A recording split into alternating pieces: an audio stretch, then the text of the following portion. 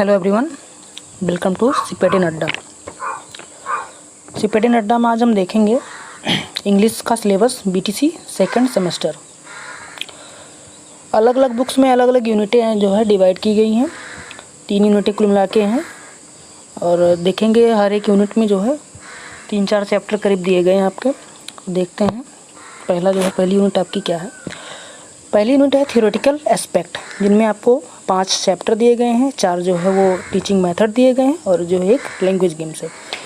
पहला इसमें approaches and method of teaching English, कि इंग्लिश पढ़ाने के जो अप्रोच क्या क्या होते हैं, किस प्रकार से पढ़ना, उनके मेथड यानी कि मैनर के कैसे क्या होता है, और टेक्निक आप जो है हर तरीके अलग अलग लोगों की अलग अलग टेक्निक होती है पढ़ाने के लिए, तो वो अपना जो है वो अपनी टेक्निक बताएंगे। बाइलिंगुअल मेथड क्या होता है। बाइलिंगुअल मेथड में 2 प्रकार के मेथड होते हैं, जैसे आप हिंदी से इंग्लिश करते हो, इंग्लिश से हिंदी, दो भाषा जो है प्रयोग इसका होता है। Doctor Bates new method.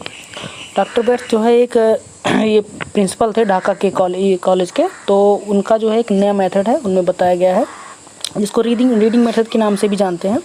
आगे जो है वीडियो में बताया जाएगा। 4th आपका audio visual method. Audio visual method में जैसे टीवी आप देखते हो या कोई इस प्रकार की कोई भी वीडियो जो जिसमें ऑडियो और वीडियो दोनों हो एजुकेशनल पर्पज से, तो उस मेथड को जो है ऑडियो विजुअल मेथड कहते हैं। 5वां आपका है लैंग्वेज गेम्स। लैंग्वेज गेम्स में जैसे A for apple, B for ball करते हो, तो एप्पल में लास्ट की आपकी स्पेलिंग जो है अगर आप करोगे तो APPLE होता है, तो ई से आपका एंड होता है, तो ई से आप जो है अगला वर्ड आपको जो है अगला बच्चा वो स्टार्ट करेगा। जैसे ई फॉर एलिफेंट, टी से इसका जो है एंड होगा, तो टी फॉर टाइगर कर दो आप, सेम है। इस प्रकार से लैंग्वेज गेम्स आपका चलता है। दूसरी यूनिट है क्लासरूम टीचिंग कंटेंट, जिसमें आपको बताया जाएगा कि English in daily life. English जो है आपकी डेली रूटीन में जो है कैसे से गुड मॉर्निंग विश करना हुआ, या आप कैसे बोलते हैं हेलो हाय करते हो, तो ये सारी चीज़ें उसमें जो है डेली लाइफ में आपको कैसे इंग्लिश है वो सारी चीज़ें हैं। सम इम्पॉर्टेंस यूज़र, जैसे ग्रीटिंग हुआ, जो भी मैंने बताया कि ग्रीटिंग में जैसे गुड मॉर्निंग हो गया, गुड नाइट हो गया, गुड इवनिंग हो गया, या किस प्रकार से आप किसी से बात करते हो, स्टार्ट कैसे करते हो, तो ये सारी चीज़ें इसमें बताया गया है ग्रीटिंग्स में। नंबर नेम्स में आपको जो है जैसे 1 to 100 इसमें दिया गया है, तो 1 to 100 में मतलब जैसे आपने 1 to 100 लिखा तो 1 ONE 2 TWO, इसी प्रकार से आपको जो है बच्चों को सिखाना है कि नंबर नेम्स वो कैसे आपको राइट करना। Oral practice of simple sentence, recitation of nursery rhymes. Simple sentence जैसे वह जाता है वह खाता है, इस प्रकार की जो है प्रैक्टिस करना आपको, उनको बताना है। और जो राइम्स होते हैं, राइम्स मतलब जैसे Jack and Jill went up the hill, तो जिल और हिल ये राइम्स हो गए दोनों, तो इनको आपको उनको जो है बताना है किस प्रकार से उनको करना है। अगला टॉपिक आपका है राइटिंग प्रैक्टिस। लिखने के लिए प्रैक्टिस करना है उनको, कि उनको लिखना कैसे है, जैसे ABCD लिखना हुआ या कोई और चीज़ें लिखनी हुई, तो उनको आपको बताना है या ब्लैक बोर्ड पे किस प्रकार से उनको लिखना है। वर्ड स्पेलिंग देखना, जैसे फिल इन द ब्लैंक्स हो गया, ये करके आप करवा सकते हो बच्चों को, या कोई चीज़ आपने दिया उनको चेक करना होगा किस प्रकार से उन्होंने किया, गलत तो नहीं किया, कहाँ गलत किया उसको देखना है। Sentence, parts of sentence, subject and predicate. तो सेंटेंस के बारे में जैसे सेंटेंस क्या होता है, इसकी डेफिनेशन क्या होती है वो बताना, और सेंटेंस के कौन कौन से भाग होते हैं, सब्जेक्ट और प्रेडिकेट हो गया। तो जैसे वर्ब हो गया, वर्ब के पहले का जो भाग होता है उसको सब्जेक्ट बोलते हैं, और वर्ब के बाद वाले भाग को प्रेडिकेट बोलते हैं। तो सब्जेक्ट के भी 3-4 भाग होते हैं, जैसे हेडवर्ड हो गया, क्वालिफायर, डिटर्मिनर हो गया, और प्रेडिकेट का भी हो गया verb, object, complement, adverbial phrase वगैरह। पंक्चुएशन आप जानते हो कि पंक्चुएशन में जैसे कहाँ कॉमा लगाना है, कहाँ फुल स्टॉप करना है, ये सारी चीज़ें। डिटर्मिनर्स ऑफ नाउन के बारे में थोड़ा सा पढ़ना है, और आर्टिकल पढ़ना। आर्टिकल में AND कहाँ पे यूज होता है, ए कहाँ लगेगा, एन कहाँ लगेगा और दा कहाँ लगेगा, बताया जाएगा आगे आपको। कन्वर्सेशन में जैसे 2-3 लोग बैठे हैं, तो जो है आपस में बात कर रहे हैं, तो इंग्लिश में ही बात करना है आपको। बेसिकली इंग्लिश पढ़ रहे हैं तो इंग्लिश में ही बात करना है, या बच्चों से जो है डिस्कशन करने के लिए कहते हैं, तो वो जो गलतियाँ करते हैं उनको आपको बताना है।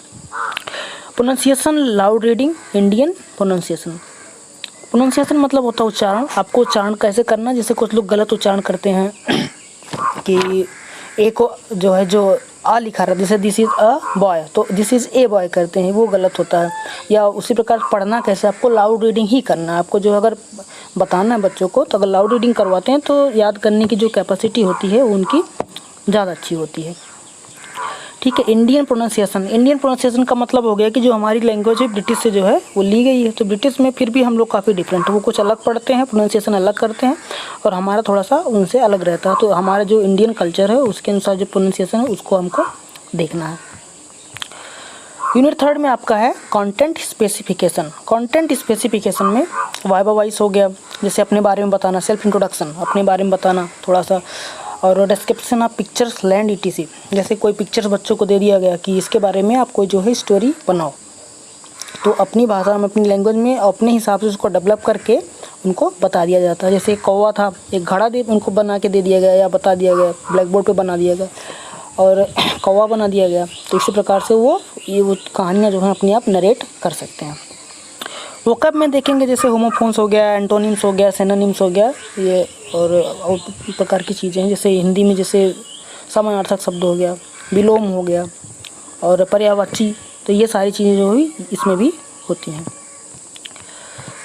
आगे देखते हैं स्टोरी टीचिंग। स्टोरी टीचिंग का मतलब वही जो कोई स्टोरी आप जो है उनको बताओ, ठीक है, और उनसे जो है ट्रांसलेट करवाओ या उनसे लिखने के लिए कहो, उनसे बताओ। और ग्रामर, अगला टॉपिक ग्रामर मेरे हिसाब से सबसे इम्पोर्टेंट टॉपिक ग्रामर है। ग्रामर ढंग से आप सीख जाते हो तो अगर नहीं भी आता आपको तो कॉन्सेप्ट आप जो है कॉन्सेप्ट समझ में आता है तो आप ट्रांसलेट इसको ठीक से कर सकते हो। जैसे इसमें नाउन हो गया, प्रोनाउन हो गया, थोड़ा सा प्रोनाउन का भी पार्ट है, जेंडर हो गया, एडजेक्टिव हो गया, ट्रांसफॉर्मेशन हो गया आपका, और कॉमन एरर इन इंग्लिश अगला टॉपिक है कि जो गलतियाँ लोग करते हैं, अमूमन कुछ गलतियाँ कर देते हैं कि इंग्लिश लिखने में, जैसे लिखते भी हैं गलत हैं, पढ़ते भी गलत हैं। जैसे वाक हो गया, WALK, एक्चुअली लिखा वाल का है लेकिन पढ़ा वाक जाएगा। काम है, CALM, काम, तो लिखा तो काम है लेकिन पढ़ा उसको काम जाएगा। ठीक है। इस प्रकार से pronunciation, perception and production of sound, sound जो है किस प्रकार से जो है उसको बोलना है किस प्रकार से, तो ये सारी चीज़ें हैं। कॉन्सोनेंट हो गया, वॉल्स और कॉन्सोनेंट, दरअसल ये वॉवेल नहीं है, वाल से इसको ध्यान दीजिएगा, पढ़ा वाल से आता है, लिखा वावेल से आता है। तो वाल्स में भी कुछ गलतियां करते हैं, प्रोनाउंसिएशन, बेसिकली प्रोनाउंसिएशन में जो है वो गलतियां कर देते हैं। वर्ड विद साइलेंट लेटर्स, कुछ वर्ड ऐसे होते हैं जो साइलेंट होते हैं, जो भी मैंने बताया, काम, वाक, ठीक है, ये सारी चीज़ें। लेसन प्लान, लास्ट टॉपिक है लेसन प्लान। तो लेसन प्लान में डिफिनेशन क्या है, एडवांटेज ऑफ लेसन प्लान, उनकी जो है जैसे आप बच्चों को पढ़ा रहे हैं तो उनमें देखेंगे कि उनकी लेसन प्लान करने से फ़ायदा क्या होता है। आपने खुद भी पढ़ा होगा कि लेसन प्लानिंग करने से काफ़ी चीज़ें आसान हो जाती हैं। डिफरेंट अप्रोच हो गया टू लेसन प्लानिंग, कौन कौन से जो है अप्रोच हैं लेसन प्लानिंग के लिए। Need and significance of lesson plan, की जो लेसन प्लान है उनकी ज़रूरत क्यों पड़ी हमें। ठीक है, तो ये आपका सिलेबस है, बहुत शॉर्ट में मैंने लिखा है, केवल जो टॉपिक वाइज है वो लिखा है। आप गूगल से चाहो तो आप इसको जो है लोड कर सकते हो, या डिस्क्रिप्शन बॉक्स में मैं इसका जो है PDF आपको प्रोवाइड कर